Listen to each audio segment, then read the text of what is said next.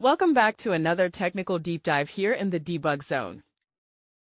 Today, we're tackling a big question and breaking it down with insights from other users.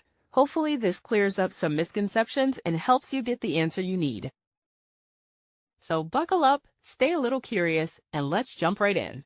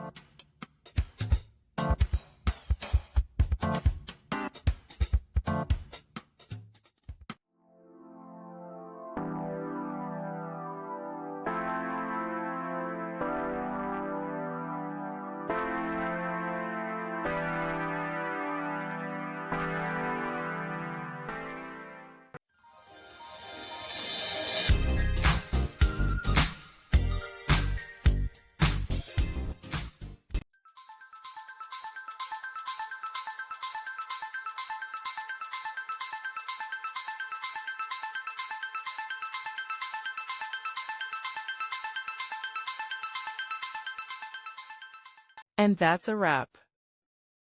I hope you found the answer you were looking for. If you did, take a second to hit that subscribe button. It really helps out. And let me know in the comments which solution worked best for you. See you next time in the debug zone.